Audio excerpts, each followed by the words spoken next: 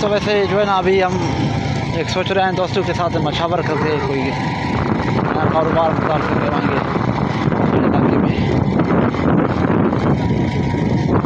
वैसे दोस्तों यहाँ पे गोट फार्मिंग का बहुत ही जो है ना माशाल्लाह कारोबार है, और इसके अलावा डेयरी फार्मिंग का भी है।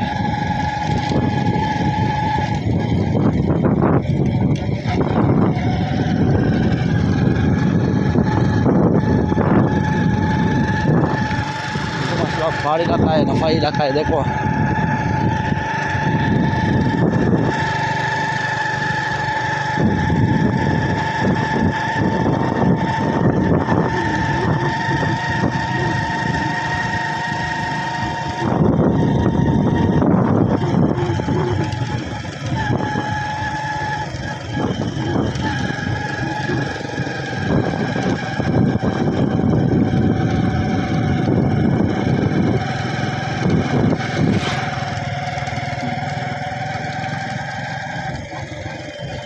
उसके बाद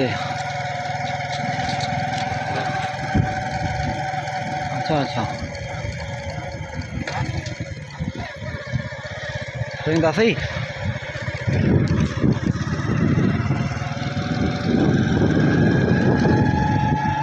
तो अभी हम दूसरे साइड पे जा रहे हैं।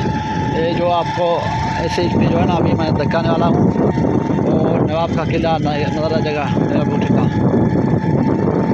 पिंजरे वाला शीशा है उसका। किलो तो वैसे बड़े हैं, 4-5 हैं उसके। ये भी एक किला का जो है ना ऐसा है इस पर।